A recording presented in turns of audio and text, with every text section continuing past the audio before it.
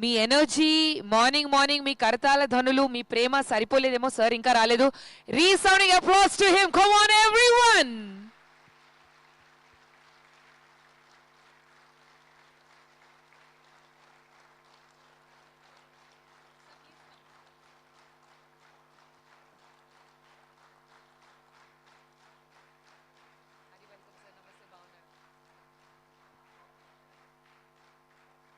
Yes, there's some shouts in the crowd. Can we hear it once again? 3, 2, 1. Come on, everyone. Thank you so much.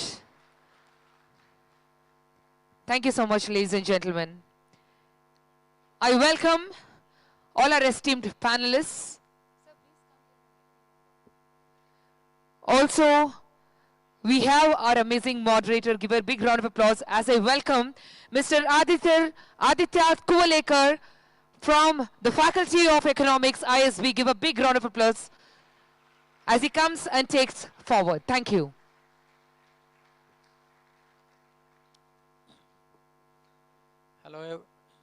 Hello everyone.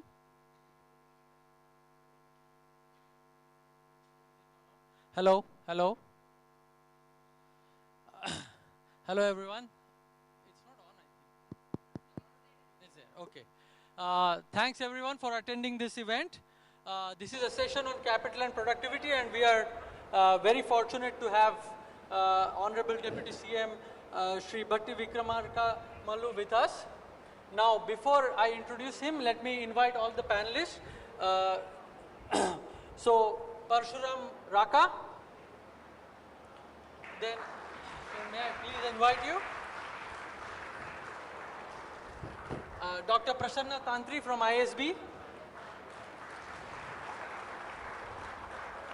And then D. Krishna Bhaskar.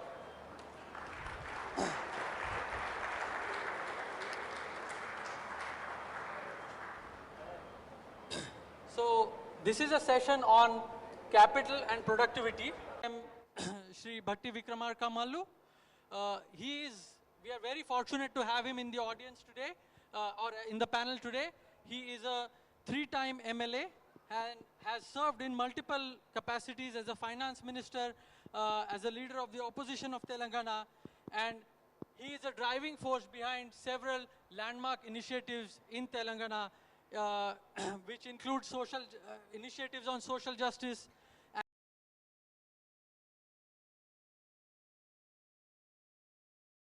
agricultural welfare, and also inclusive development. He brings a rare combination of legislative experience, financial expertise, and a deep understanding of grassroots governance, shaping governance agenda rooted in transparency, accountability, and equitable growth. Moreover, I just learned just before the start of the panel that while there is this side of him that works on grassroots development, there is also a strong tech-savvy side of him, where he has constantly been focused on bringing the best technology to Telangana. The other panelists are, I'll start from left. It doesn't seem to be working. Is it audible? Oh, this is much better. Yeah. Okay, the other panelists. So, should I repeat the introduction? No. Okay, the other panelists, Shri Krishna Bhaskar, he is a 2012 batch IAS, who is a Special Secretary to the Deputy Chief Minister and Chairman of and Managing Director of Telangana Transco. He is a 2-time recipient of the Prime Minister's Award for Excellence in Public Administration.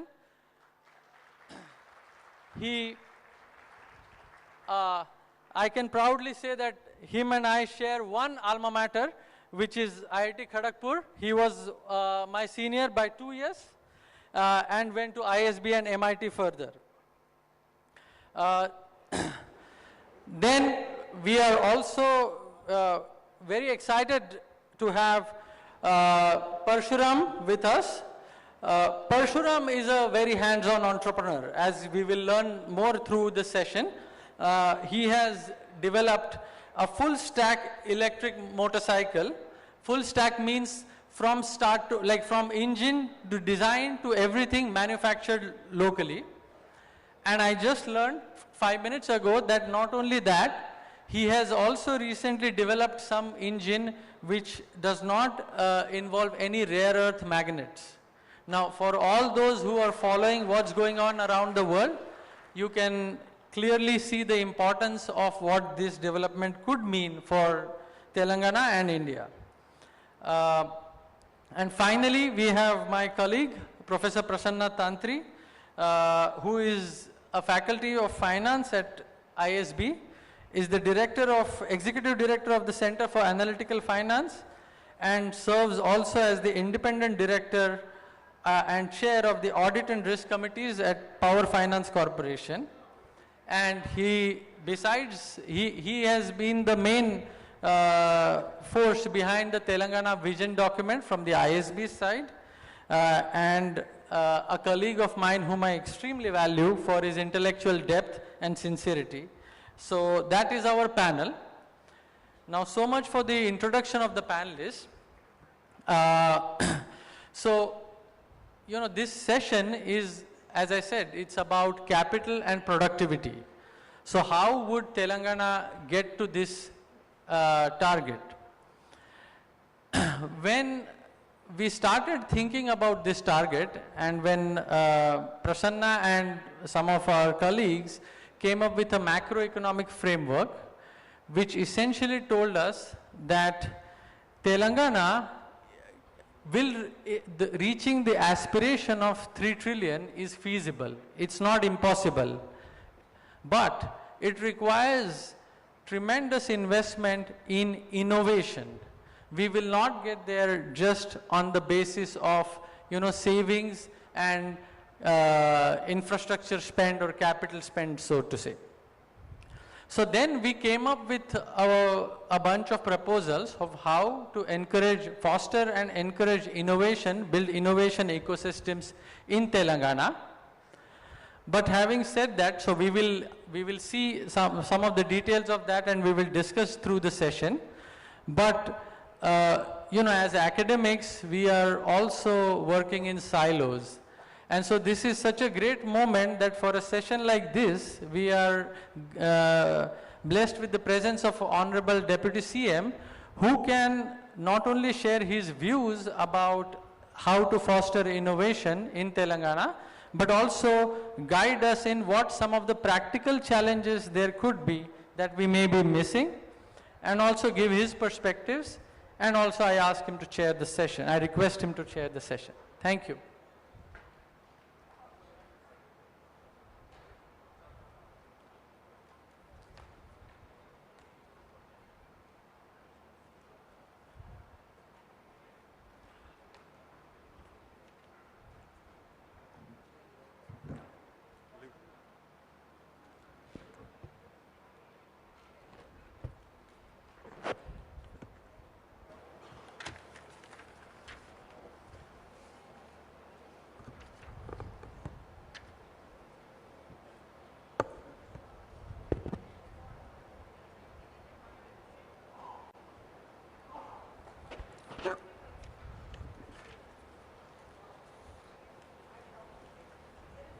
Good morning. Sri TCM Sundaram Garu, Sri Parshuram Paka Garu, Sri Prasanna Tantri Garu, Sri Aditya Kuvalekar Garu, Sri Krishna Bhaskar Garu, and also our Principal Secretary Energy, Sri Navin Mittal Garu, and our Secretary Planning, Sri Buddha Prakash Garu, and our CMD SPDCL Musharraf Garu, and other distinguished guests. మీ అందరికి కూడా నమస్కారం.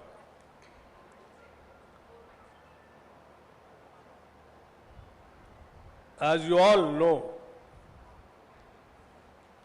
we have recently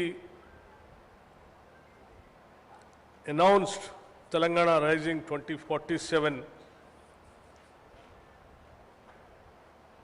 it is not just a document.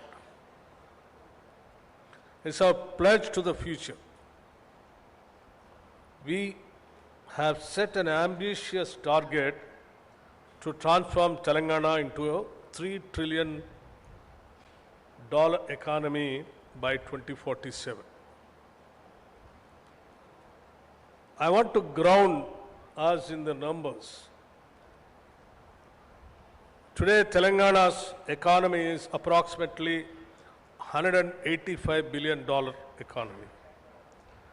To reach $3 trillion economy by 2047, we need to grow roughly 16-fold in just 22 years.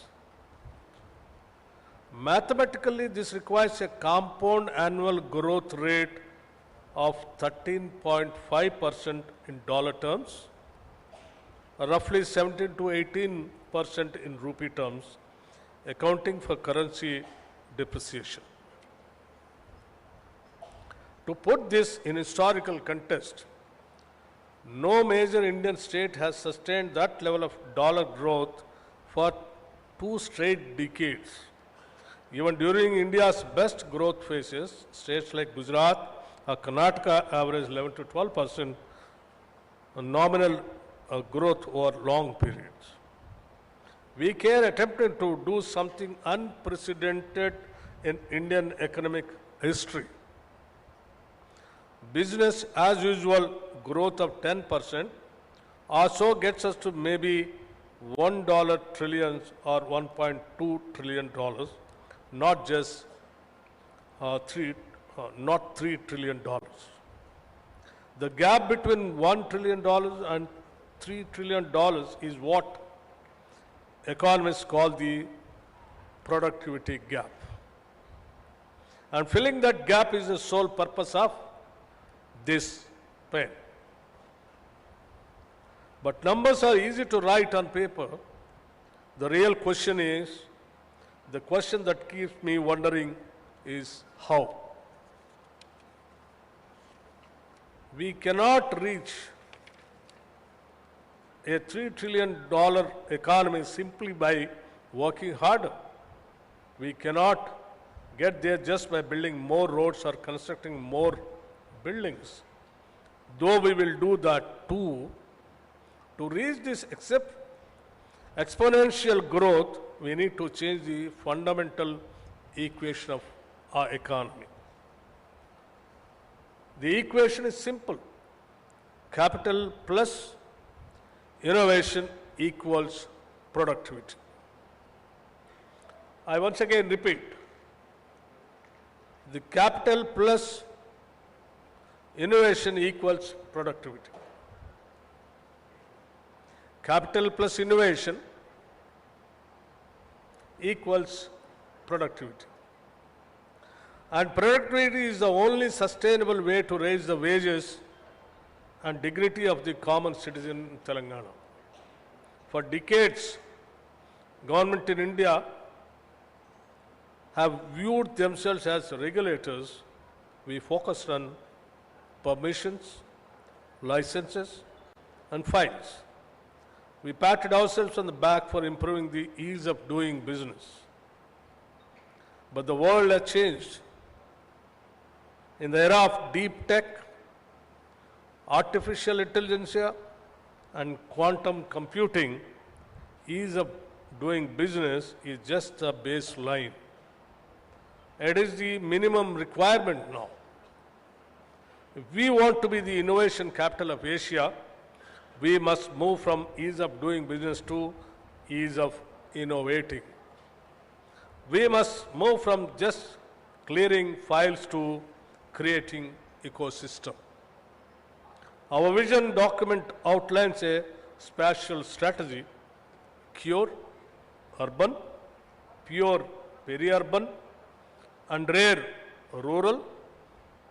We have the plan, we have the talent, but innovation is expensive. And more importantly, innovation is risky also. Banks love safety, but innovation requires failures. History tells us that the biggest breakthroughs from the internet to space travel happened because someone was willing to make a high-risk idea for 10 years before it made a single rupee of profit. So the challenge for this panel today is to tell us how do we unlock that capital. As we as a state are ready to evolve, we are ready to move from being just a regulator to being a catalyst, a partner that shares the risk to reap the rewards for our people. I'm here today not just to speak, but listen. We have a brilliant panel of innovators, investors, policymakers, and entrepreneurs. We want to get straight to the heart of the matter with 3 specific questions. Number one, the productivity versus jobs. Paradox, there is a fear that higher productivity equates to automation and job losses. How can we hope to address it? What do you really think is the role of the state in encouraging innovation? Should we, often caricatured as a slow-moving behemoth, keep up to encouraging true innovation? Or should we be involved? We talk about, number 3, we talk about artificial intelligence and deep tech, often in the context of software.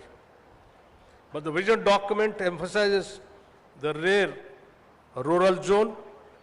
My question is, how do we ensure that deep tech doesn't just stay in Hyderabad?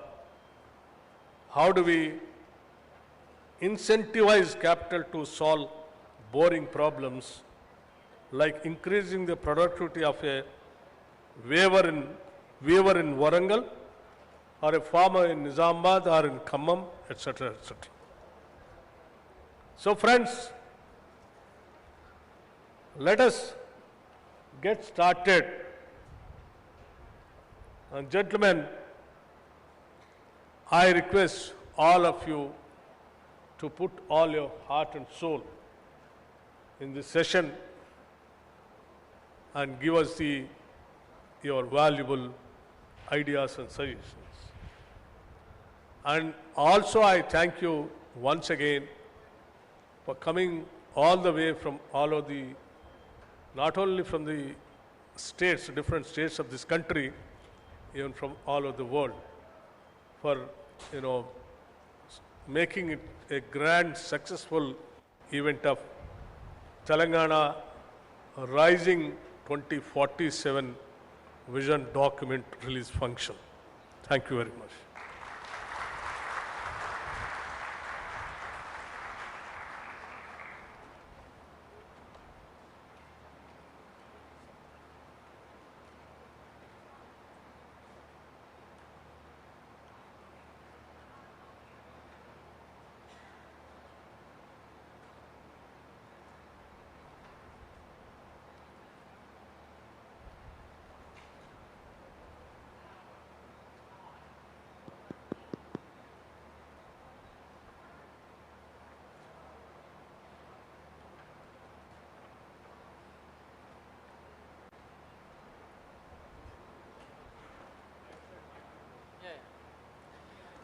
All right. Thanks a lot, sir, for your speech. It was very illuminating and set the context rightly, that how does deep tech not just stay inside and solve real problems.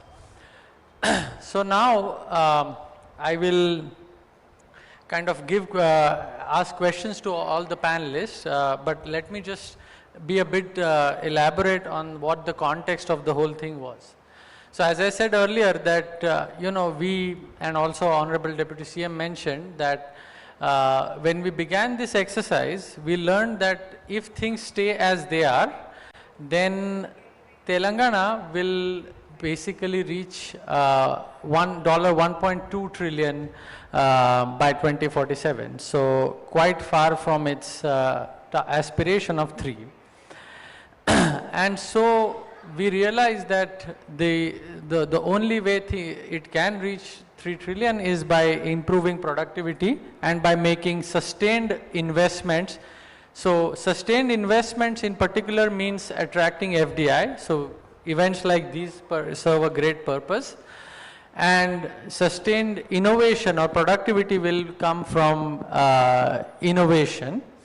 So we have outlined a series of initiatives to foster innovation. One of them is called the Telangana Scientific Return Program, where what we are proposing is that Telangana offers outsized rewards, that is strong monetary rewards to superstar scientists. But then I would first like to get the perspective of Shri Krishna Bhaskar as a policy maker. So, you know, he is someone who as an engineer understands the technology very well, as an economist understands incentives very well, and as a bureaucrat understands the challenges very well. So I thought I would begin by asking him, how does he view the whole exercise, what we have done or attempted to do in proposing how Telangana will become, as Sir said, the hub of global or Asia's hub of innovation, what he sees as the practical challenges and what he sees as the not just challenges but opportunities. Over to you. Thanks, Aditya. I hope I'm audible. So the idea is essentially we've set ourselves, thank you sir, we've set ourselves a goal which is frankly speaking unprecedented in economic history, and I believe it has been done after a lot of cogitation on this respect. And the analogy which comes to mind when I think of this is, back in the early 60s and in fact late 50s, when the USSR beat the US in the rocket race and launched Sputnik, there was a lot of despondency. That very term, which is very, I think it's best translated in the Urdu term mayusi, on all of America, that the Soviets had actually beaten us in the space race. There's nothing left for us there. At that point of time, John F. Kennedy came up with a very mission which sounded extremely outlandish and impossible. I think it was back in 1961, if I'm not mistaken. Definitely the early 60s, 60 or 61, just after he took over as president. When the Soviets beat the Americans and the entire world was talking about the technological superiority of the USSR vis-a-vis the US, he said something audacious which no one was prepared for. He said, by the end of this decade, we'll put a man on the moon. And he was ridiculed in the American media for it. And it wasn't deemed possible. But the sheer force of that public pronouncement and the sheer passion and the aggression behind setting a goal for the nation as a whole got all of them together.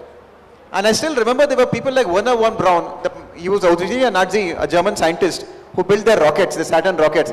All of these people heard of this vision and became even more passionate and motivated than they originally were. And NASA, which until then never used to get a lot of funding, and which was never a big agency, captured the American imagination. So there are some things in life you can create or you can will by making them publicly available in the mind space of every citizen. And they may not happen otherwise.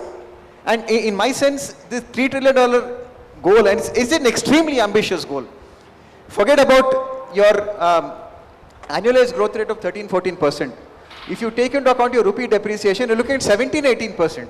And this is year on year for 22 years. It's a very, very, very ambitious goal. But the thing is, if you aim at that sort of galaxy, you will be able to get through some sort of critical mass, which will take you to places which you haven't otherwise been taken. So I believe, in terms of a stretch goal, this is like a clarion call to the entire state, its network of innovators, entrepreneurs, policymakers, to try to figure out what is it exactly, what it is the constraint which prevents us going there. I'll just add to that, you asked me to talk about challenges. I think the challenge is, our Honorable Deputy CM has stated very clearly, we cannot get there by building more stadia, we cannot get there by building more roads. That will at best take us to 1 trillion, and even that is in doubt, because after a point you have diminishing returns. The idea is, and as both Aditya and Prasanna have very eloquently argued in their own document, our vision document which will be released today, the idea is you need to increase your own productivity. That secret sauce which allows people to provide more innovation and more output per hour, per capita. And for that, there is no way out but to actively encourage the best in the world to come, set up shop here, create new ideas, create new products, and somehow create an innovation ecosystem. Just like John F. Kennedy, by making a public pronouncement of making a man on the moon, somehow made it happen. We need to, keeping such a stretch goal, need to make this happen just by making all of us conscious and utilizing all of our bandwidth to ensuring that we don't just do our best, but we have the context to do our best. Thank you. Thanks a lot, Krishna, for that very eloquent answer. And it was great to hear the story of NASA and sending the man to the moon, because, you know, it was such an audacious investment back then that nobody gave it any chance of success. And I mean, to be a bit self-serving, but Prasanna and I wrote an op-ed in Times of India, I think a few months ago, about investments in these type of technologies, be it space technology or defense technologies.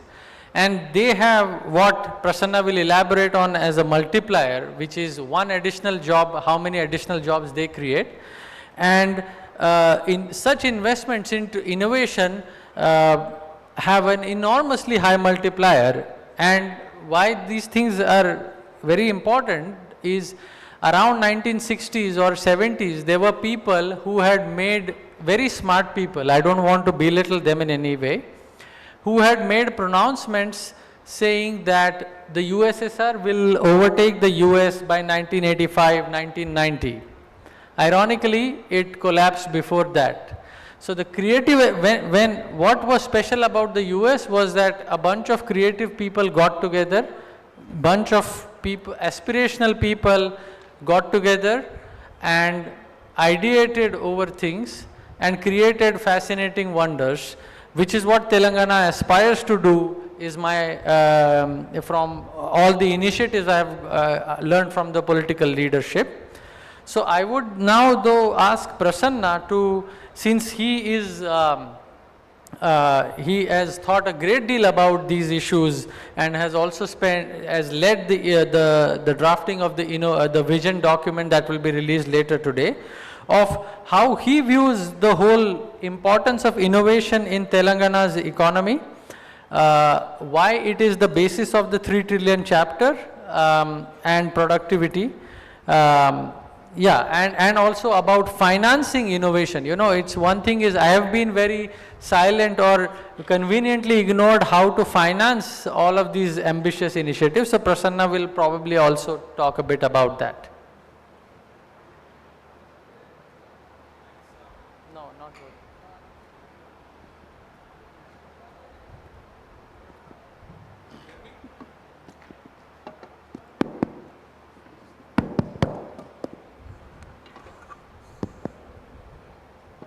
Thanks, Aditya. Thanks for the opportunity. As Honorable Deputy CM mentioned, you know, the tagline for me, sir, was investment plus productivity. We've been dying to hear this from a policymaker, and we're so glad that you know, policymakers are talking about productivity.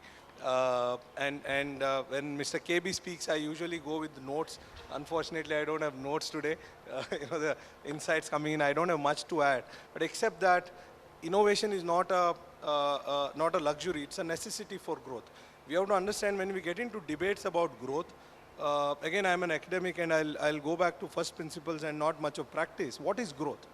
Growth is producing more from same level of resources, or taking less resources to produce the same thing. That's growth. There's nothing else to grow. That's growth. Repeatedly doing it again and again. There is nothing else growth.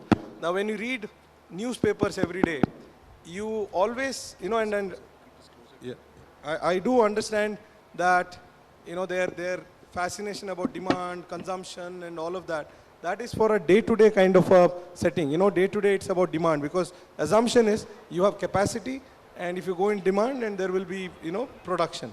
But when you talk about 25 years, it's not about demand. It's about ability to produce. Your lens has to be very different when you talk about 25 years versus next 2 quarters. You know, when you talk about 8.2% this quarter, or what should RBI do, that lens is very different than when you're talking about here, you're talking about growing the productive capacity. It's not about, you know, there is enough productive capacity and you just go and consume and economy will grow. That's the bigger lens that one has to have. Now when it comes to theory, how do you grow? You know, until again, since Mr. KB talked about 1960s, until then we did not have a theory of growth. You know, when Robert Solow came about and said, look, how do you grow? The way you grow, he said, look, there are 2 ways, you know, the intermediate growth and the eventual growth. Intermediate growth is you invest. You have capital, and as you invest, you build all the capital equipment, and then you produce more from, you know, because you save and you invest, you produce more. You know, you build infrastructure, you build machinery, use those machinery. That's the first stage. Now the good news is it leads to growth. The bad news is it has an expiry date. Now what's the expiry date? Two constraints there. One constraint, as you build more and more capital, additional returns become diminishing. You know, you will have lower returns. You know, higher the capital, lower is that's the problem. And the second problem is that you need more and more savings. You know, where is that savings going to come from? You know, you can't ask people not to eat. You know, China went to the extent of 50% savings. Can you make it happen in and Mr. KB has amazing insights as to why it is. I'll not bring it up here. But they did go to 50% savings. It's unprecedented. Where are you going to get? So these 2 constraints. And the third is depreciation. You know, as you build more machines, more roads, you need more resources to maintain. It's not that US doesn't save. US does save 17%. But whatever they save is required to maintain their assets. So this will hit a wall. This will hit a wall. We have not hit a wall. You know, Telangana does need to do that also. We are nowhere close to that. But that's one limitation. Then what is that? That will lead to eventual growth, sustainable growth for a long period of time. And Romer came with an answer. It's research, innovation. In Solow's model, you know, productivity is sort of given. It comes from God. You know, there is no, how does productivity happen? It comes. You know, there is no answer. Romer came out with an answer because there was a debate that time that everybody will eventually become rich. Because if capital, you invest, everyone will rich. Then they observed some countries are not becoming rich. Africa is, you know, was not becoming rich. China was not becoming rich. India that time was not becoming rich. This Romer's model is about, you have to create this. You know, it's not God-given. Productivity is not given. Some policymakers, some investors, inventors will have to create it so that people like us can talk about it. You know, we don't do much, right? So that's the whole idea, theory behind all this thinking, that eventually what will lead sustainable growth is, you know, invention. And invention need not be original. You know, you can copy. You know, the problem with Industrial Revolution and UK and those, they had to do original stuff. China and other countries which grow at 10%, they could do this by imitating. So start with imitating and then start original stuff. So this is the broad philosophy that we have suggested, and glad that the government is talking that language. So I'll stop here and we can.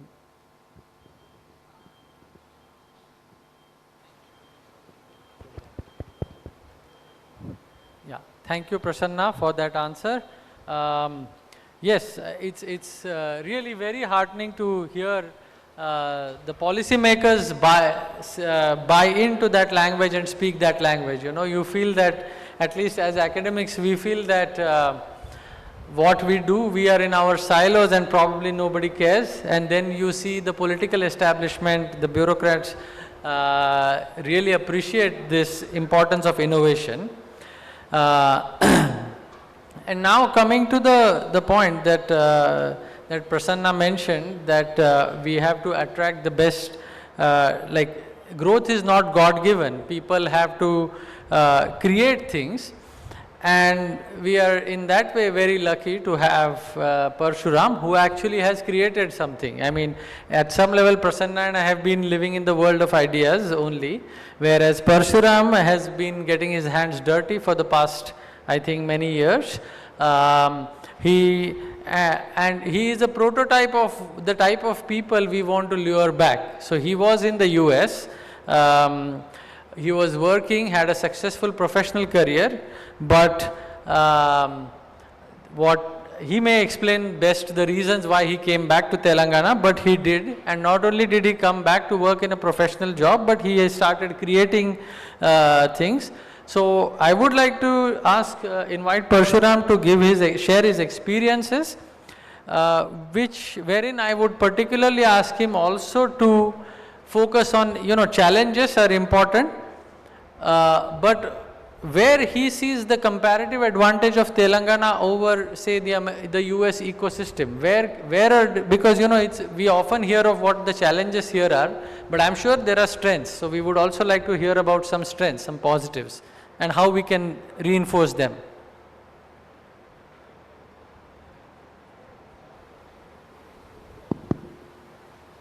Thank you, Aditya. Thank you for the opportunity, Honorable Deputy CM Garu and the esteemed panel. I hope I'm audible. Yeah.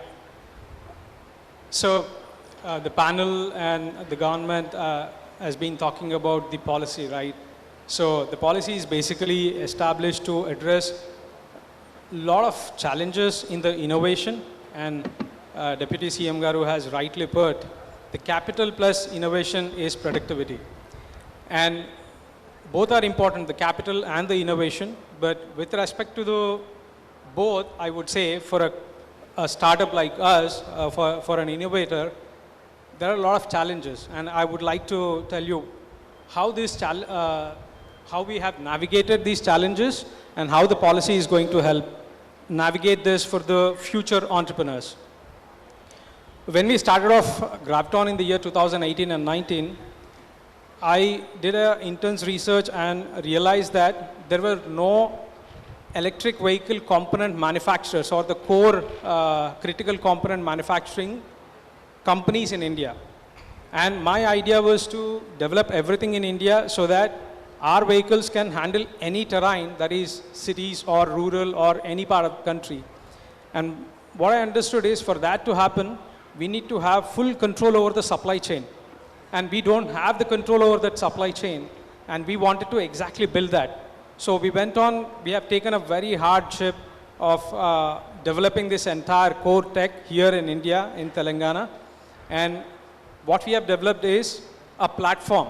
Instead of making one particular look like motorcycle or a scooter, what we have developed is a platform, the tech platform, the core tech platform, with which you can make any kind of robots. And our first product happens to be a robot on wheels, I say.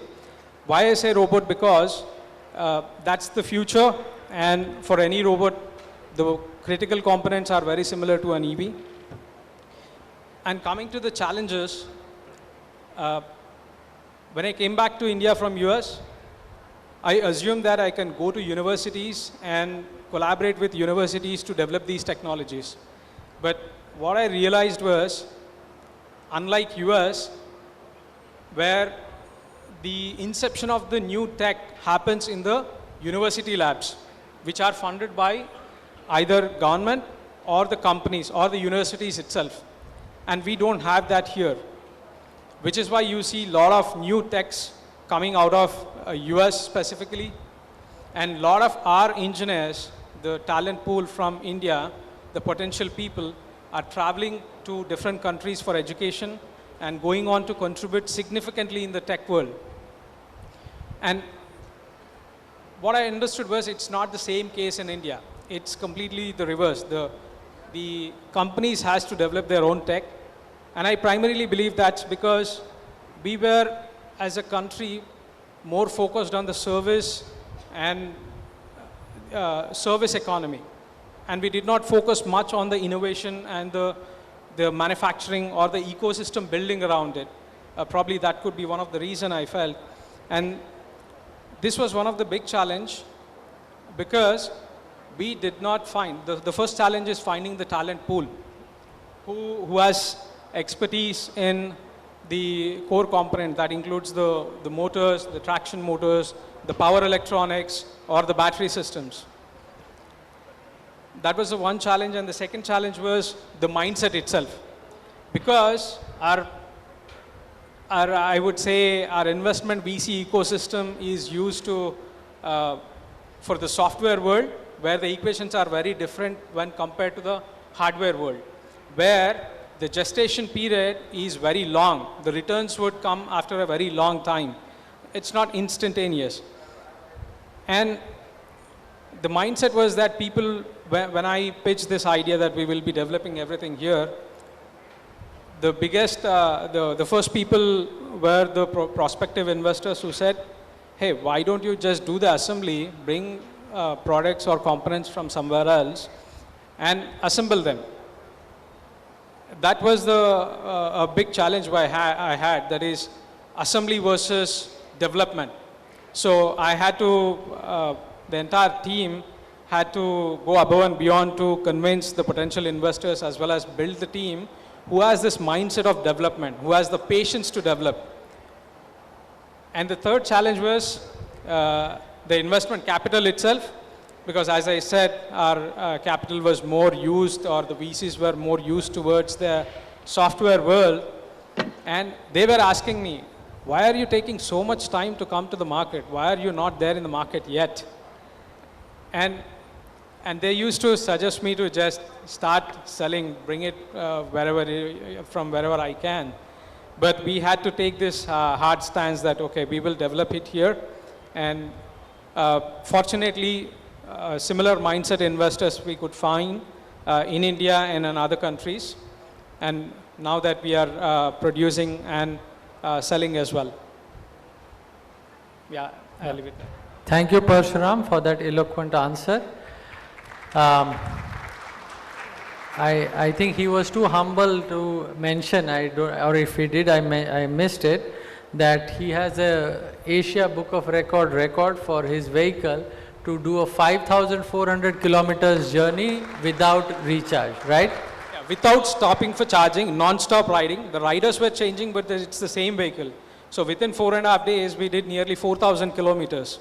And for that, we had to establish temporary swap stations throughout the country. And that was to demonstrate that EVs can be a real alternative and to establish confidence on our technology. Yeah. So, and one thing you mentioned, Parshuram, that really I think hit the nail on the head, which is that when you came and tried to collaborate with the universities in India to bring technology or develop technology, you hit a dead end. This is exactly where, again, it's a bit self-serving because Prasanna and I came up with this proposal, but we are really wanting to strengthen this exactly or solve this bottleneck by giving incentives to bring the best minds and host them in universities. And Telangana or Hyderabad has a lot of excellent institutions. Like many people don't know that there is an ISI Hyderabad, the Indian Statistical Institute Hyderabad. So we have the opportunity to host these leading scholars, and that hopefully in future people like Parshuram will not have to struggle finding people to collaborate within universities and develop technologies. And you know, this is a standard model in the US, where professors raise grants through industry, build something that is useful, and then if something works, it's scaled up. So it would be a very healthy ecosystem. Let me throw one next question to both Prasanna and KB. I'll let Prasanna go first to give somewhat of an academic view, and then I will let KB answer from a policymaker's perspective. But you know, when we propose things like go for innovation, go for the best minds, create the best talent, like often the question comes is, what about inequality? Like if you look at say all of these fields, the technology, these are what are called as winner takes all. That means only a few who are at the lead, who lead these technologies get a lot of returns, and rest of the people are left behind. And why should we as a country, as a society, encourage such type of changes in the society? That is often a question. Now I have my views about why this is a good thing, but I will not, I'll reserve my views. I'll ask Prasanna and then KB to elaborate on why. So it is important for the economy and why it is important also from a policymaker's perspective. Prasanna first, thanks. Yeah. On the jobs front, let's look at some facts. You know, you have to understand that, you know, broadly, there are all sectors of the economy can be classified into two categories, tradable and non-tradable. Now, what is this tradable sector? Like software, pharma, where already competition is global. There are only two ways you can win there. Either become more efficient or become cheap. There is no other way. You know, there is no other, or you can restrict competition, put in barriers, and then, you know, then it becomes a zero-sum game. You know, who wins like we used to do before. Now, tradable sector is the one where you have to compete. The best people will have to compete. The model that, you know, that seems to have worked is there you go up the value chain. There you do the best possible work. Be at the front end there. Now, what it does is, it generates a lot of income, wealth inside the country. Because now the rest of the people can, usually, you know, 2/3 of the population, Aditya, you know this, works in non-tradable sectors. Now, what are these non-tradable sectors? Doctors, teachers, your yoga instructor, hairstylist, driver, kirana, all of these are non-tradable sectors. Now, the good news about non-tradable sector is, the income of these people in the non-tradable sector does not just depend on their productivity. It depends on the income of their consumers. Go to a village and see your barber in a village. That guy may be whatever skill level they may have, the level of income they make, there is a limit to the income that they make. Whereas your hairstylist here can make much more, having much lesser skills. You know, I've written about it. I was in Darjeeling recently. The driver was super skilled. He could literally fly the car. You know, in that, you know, Darjeeling terrain, if you remember, the amount of salary the driver makes, 8,000 rupees, plus some tips, 10,000 rupees. And you know, with all respect to drivers here in Hyderabad, they are good, they're very good, but not the level of skill that Northeast drivers have. But they earn 4 times of that, plus they do Swiggy and Zomato and all of that. Where is it coming from? Not necessarily productivity, it's the income, entrepreneurs and investors in Hyderabad who created this kind of income. So this is the, unfortunately, if you want to create income for the masses, the only sustainable way is to have this go up in the competitive sector. If you're lower in the competitive sector, what will happen is income of the best people itself will be lower and the rest of them will have even lower income. You know, inequality will be there. Inequality will not go away. Everybody will have low income. So that's the whole philosophy. There is no other option than to create, you know, jobs at the very high end so that the low end jobs income goes up. It's actually anti-inequality. You know, your low income people will earn more. In fact, you not getting a maid is a good thing. As an economist, my wife may not agree with me, but as an economist, I'll tell you, you not finding a maid, you not finding somebody is a good thing. It shows things are doing better. That means you have to pay a lot to those people. If you find 10 people, you know, willing to massage you, that's a bad thing, right? That happens when overall income goes up. So that is the model. You know, Mr. KB can elaborate more, but that's the broad model. So, you know, if I take the economist reasoning a bit further, a paradox or an unfortunate finding is if I have a maid for a while, I must be overpaying that person, because if that person deserved more, they would have got it elsewhere. So that is an unfortunate way of how economists reason, but I agree with Prasanna's logic. So I'll let now KB go for the same. I really say that in government, we have serious issue with that line of thought, because we do compare apples to oranges and oranges to pineapples all the time, but we try to do it in some sort of fashion which I believe is acceptable. We cannot ever compare apples to just apples. But I'll just come to your point here. I really loved Prasanna's point about the idea of getting non-tradable jobs into an economy, because in the long term, that's where you'll get your masses to grow. And I just want to add on it. That's a great point. Let us presume you've succeeded there. What next? My sense is you still have constraints. The first constraint is, how are you creating jobs? That he's talked about, and they've really, I would request everyone in this room to read their economic modeling. I'm very proud to say that these two gentlemen have carried out an analysis further which has not been there in any other state's vision document. They've just put numbers there. These two people have worked the numbers and they've let us know how difficult it is. So we know right at the outset, so it's a challenging task. I'll come to the other part now. which is what do you do? How do you create these jobs? Now I have a point here. Let's say you have an absolutely brilliant technology which comes up, let us say Perplexity. Arvind Srinivas comes to Hyderabad, he sets up Perplexity and he creates thousands of jobs, and like you said, you have tradable and non-tradable. You create an entire ecosystem, people's incomes go up. Now let us say Perplexity then for some reason goes bankrupt. What happens then? The idea is the way government has looked at it so far is, let us bail out Perplexity. You know, too big to fail. This is exactly what happened at Goldman Sachs, JP Morgan. Of course, they let Lehman Brothers fail, but back in 2009, they allowed these companies to fail. Now, my sense is this is not a model which will work any longer. Number one, governments do not have the financial heft to allow these too big to fail companies to survive.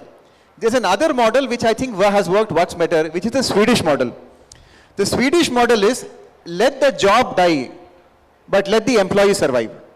So if a company folds, let the company fold, but at government expense, the employee will be retrained for employment elsewhere. So this way you're ensuring your economy is resilient, your economy is robust, and if I may use a term, it's even anti-fragile because you're allowing companies to fail.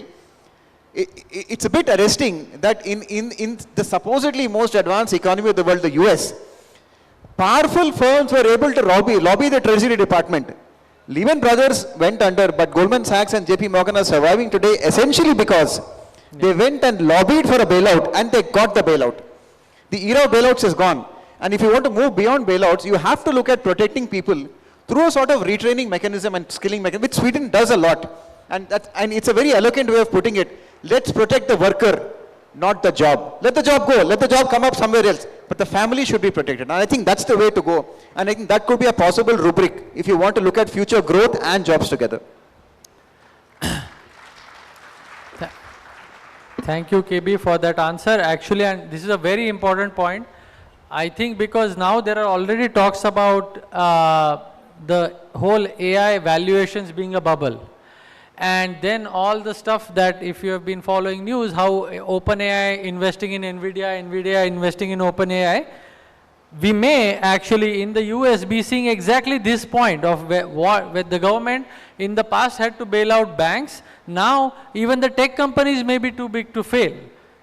If Google fails tomorrow, I hope it will not, but I'm just saying as an example that it can have catastrophic consequences. So it's a very timely point that you raised. You want to add on it? I would let you know that our Deputy CM actually started his career in banking. And there's a story which he keeps telling us. He says, if you borrow 1 lakh and don't return it, it's your problem. If you borrow 100 crores and don't return it, it's the bank's problem. So I think we should stop, which he keeps mentioning in meetings. I think we should stop ourselves from reaching that stage by some means possible. That's a great point. And I have seen the Deputy CM also make some very insightful observations like these on credit. Now I can see where these insights were coming from. So when we were in a meeting, Prasanna and I were shocked by one of the, positively shocked by one of the things he said about microfinance. And now I can see where his insights were coming from. Anyway, so moving on, I have one more question to KB, and then we can take questions from the audience if there are any. So there are, all these theses we have built around innovation, that there are lots of calls and also some initiatives about the state acting as a venture capital. So state investing in some of these companies. Now, the counterpoint to that is that the state does not have the ability to pick winners. So the state should not be doing this. That is another view. I wanted to know what he feels like and what is the general policymaker's perspective on a proposal like this. And then I would actually also ask Prasanna if he has any view on this. Yeah, thanks, Aditya. I mean, this is something.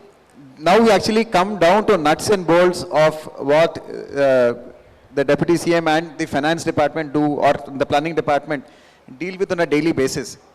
Now the thing is, it's great, it's a great idea in practice, in principle for the state to be involved in venture capital. And by the way, it's been done all across. I think Abhijit Banerjee has written very eloquently about the SIBR, the small business, independent business something, SIBR of. You know, companies like I think Symantec and I think one more very, very big companies have actually come from US government handouts in the form of incentives. They've started there. And you don't need to look that far. The entire pharma network of Hyderabad is originally built on the network laid down by IDPL. People like Dr. Reddy's and many other companies have come out from the network of both innovation, knowledge and capital, which was nurtured by IDPL. So I would have you know this, riddle me this. If government is really so inefficient, if government really can't get things done, and if government needs to step out of the way to get real productivity and innovation, I want to ask the audience a general answer. Who started Silicon Valley? I'm just a general answer. If anybody can answer, I'll be very happy. Who's the main reason for Silicon Valley starting? Anybody can venture a guess?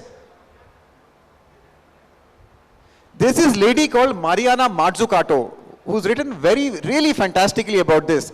Silicon Valley was not started by Shockley, by William Shockley, or for that matter, the Traitorous Eight, or the Intel. It was started through a government initiative which funded the original innovations into understanding how you could route silica chips to actually store more. And that's really fantastic. Go a little further, you'll see that there's a history of government actually funding individuals who've gone on to make very big contributions. I talked about SIBR. The other example I want to talk about is, there is one country in the world which is now called a startup nation. That's Israel. Like the per capita amount of startups in Israel is far more than I think most other countries around. And it started because in the 90s they came up with a concept called Yozma. You can even look it up right now, Y-O-Z-M-A. To be sure, just before this session I Googled it as well. The Yozma is a situation where when an entrepreneur puts up an innovative deep tech, or you say fundamental sort of innovation, the state steps in. The state only gets a license fee or a registration fee if he is successful. But if the entrepreneur fails, the state takes up to 40% or 50% of his loss. A significant amount. I'll have to check how much amount. The moment you do that, you have a lot more people like Parshuram. Like he has been talking he made a very great point about how the ecosystems are different here. How some walls just stop. I'm very sure that he wouldn't have said this if somebody, when he started his journey, had told him, listen, you do what you want, and if it fails, we'll take half the loss. This is what they did in Israel, and today it's really the startup nation of the world. So I do believe there are valid and understandable models that the government can step in to be a venture capitalist, but it can't be a venture capitalist in the usual sense. The usual sense of being a Vinod Khosla or a Masayoshi Son does not work here, because there are certain limits to what government can be seen to. And my last point here, I see this is a very popular session, there is only standing room, my apologies. My last point here is we do have an absolutely fantastic example in the Indian Innovation Network itself. One of the biggest venture capitalists and one of the most successful venture capitalists in per ROI return terms, in per capita ROI return terms, is the innovation fund set up by IIT Madras, where they started funding their own startups about, I think 5-7 years ago. The current director, Professor Kamakoti, is behind it. Somebody was telling me that that fund itself is worth more than 1,000 crores today. It must have started at 10, 15 crores, 20 crores max. That's all the IITs give. Trust me, they're very, bahut kanjoos log hai. They will not give you more than that. And it's gone into 1,000 crores, more than 1,000 crores. There is a model available for us if you want to look at venture capital. And if you look at Yozma or the SIBR, I think we have great pointers. Great. That's a wonderful answer. Actually, before we go to Prasanna, I have one question for Parshuram. As someone from the other side, manufacturing side,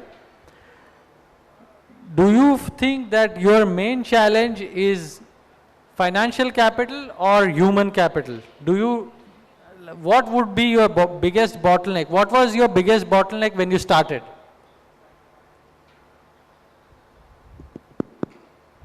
It's actually both. But as which I said, which was bigger? There must be some. What's that? Which was bigger? There must be one. So I say it's human capital, because when we were scouting for people who has understanding of the core technology to develop it here, we couldn't find people. And I was wondering why is it but a lot of Indians going to different countries and doing great. And that's where I realized that, in our universities we don't have this nurturing of innovation happening, or someone incentivizing, or someone saying that, okay, this is the fund you can go and innovate within the universities. Probably that's the reason the skill set coming out of our engineering colleges were not to that point where we could leverage their skills. Okay, and the other big challenge was definitely the capital. As I said, for the core engineering, it is still a challenge because the gestation period is very high. Yeah. Okay, thanks. So yeah, I think we are running out of time probably, so I'll ask Prasanna just to elaborate on what Krishna Bhaskar was saying about we have some excellent models of financing innovation through state support. How do you feel about that? And yeah, you didn't elaborate on your ideas of financing innovation, and then we'll wrap up. Yeah, I'll be quick on this. Just one line on what Honorable Deputy CM asked, like on these non-tradables, how do you create these jobs? Sir, the answer is education.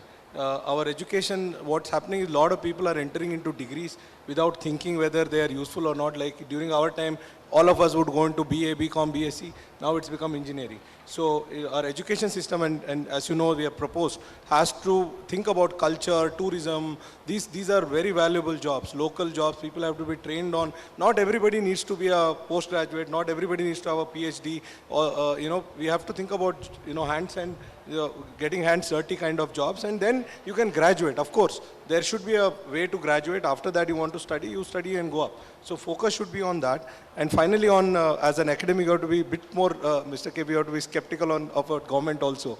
And this is why I said you should take notes when he speaks.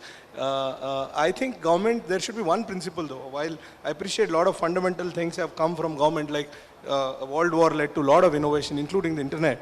But there needs to be one principle that when the government intervenes, there should be some market failure. That's where the government should come in. Now, a lot of times governments intervene without defining what the market failure is.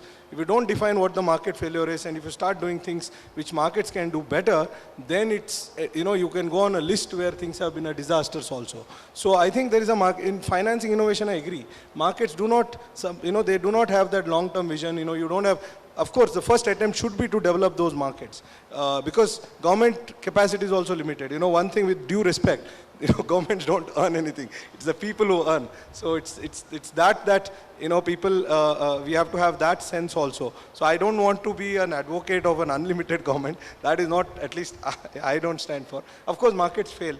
And where markets fail, in the interest of people, and governments will have to come in. And I absolutely agree that, it's too big to fail is a very big, the biggest threat to markets are big market players themselves. That's what we have, I totally agree. So it has to be a balance, understand market failures, government failures, both of that, and walk a tightrope. It's not easy, it's easy for us to sit here and talk. People like you are on the ground who execute, it's not going to be easy. But, that's what seems to have worked throughout the world. Thank you. All right. I would like to add one thing. Yeah, please. Sorry. Yes. So as KB said, incentivizing the startups or telling them that we will take care of you. If a policy can be placed around that, as well as nurturing the young engineers in the universities itself, that will definitely create a huge brain gain instead of brain drain. There was something called brain drain, right? A lot of our potential guys were going out of the country and working elsewhere. And with this kind of confidence or the policies, definitely I could see that there will be a huge brain gain happening. And that would be great. This is a perfect advertisement for our Telangana Scientific Return Program that will be unveiled in the vision document today, where we are exactly proposing this, that how to initiate brain gain so that we have, I wouldn't say competitors to Parshuram, but many more future inspired by Parshuram when he's sufficiently big. I think that would be, so yeah, I would like to, should I conclude? Yeah, thank you everyone for attending, and it was a very lively session by all the panelists. I want to thank for their insightful thoughts, and I want to thank specifically Honorable Deputy CM for setting the stage for this, this event. Thank you.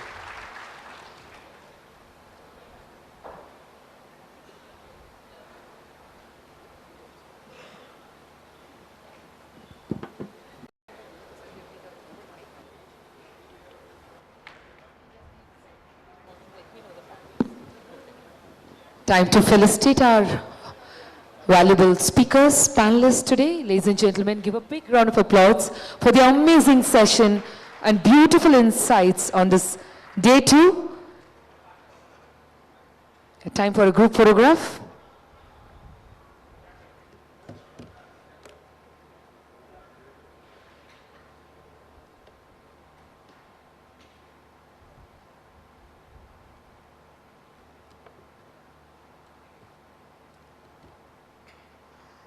Thank you so much. I request our Honorable Minister to kindly felicitate our Honorable Speakers. Can we have the first presentation, please?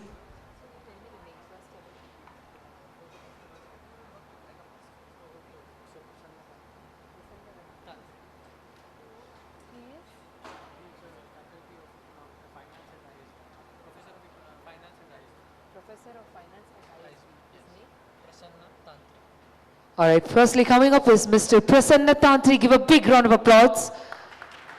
From the finance team, ISB, give a big round of applause to him. We take pride in felicitating him and honoring him. The next name, can you write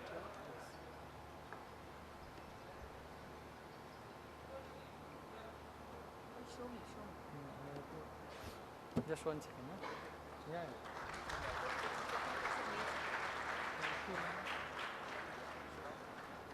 Next is Mr. Parasuram Paka. After this, all right. He's a CEO of Graviton. Graviton. Yeah. This was Parasuram, but you already facilitated.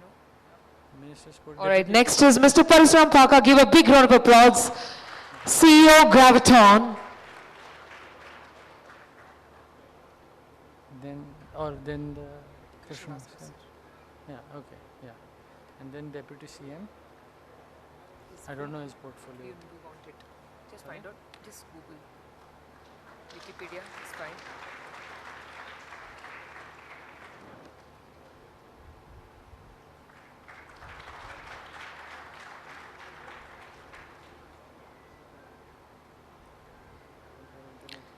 Then we have Mr. Parasuram Paka, CEO. After him, we have Mr. Krishna Bhaskar, CMD Transco IAS. Give a big round of applause.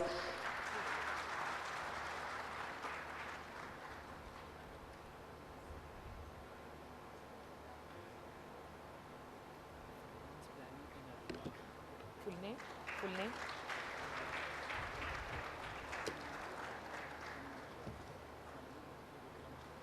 All right, give a big round of applause as we take pride. Then we have Mr. Aditya Kuvalekar, again from ISB. Give a big round of applause to him.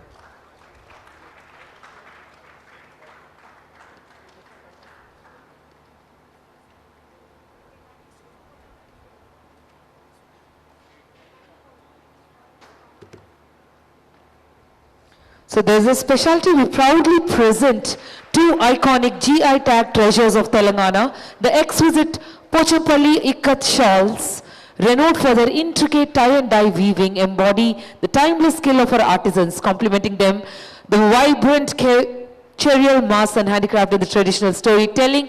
Ladies and gentlemen, time to honor our Deputy Chief Minister of Telangana, Shri Mallu Bhatti Vikramarka garu. Gattiga chappalto, let's give a resounding applause to him, please.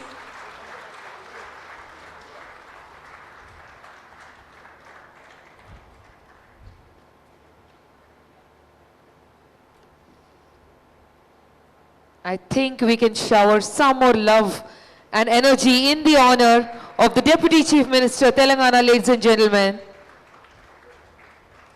Minister of Finance, Planning and Energy, Government of Telangana, Shri Mallu Bhatti Vikramarka garu. Let us celebrate the GI recognized art forms and the master craftsmen who keep our traditions alive. With that, We're officially closing the first session in the Hall 4. Thank you so much for being such a wonderful and amazing audience. We look for a greater vision, the $3 trillion economy. Ladies and gentlemen, huge round of applause as we manifest it for 2047.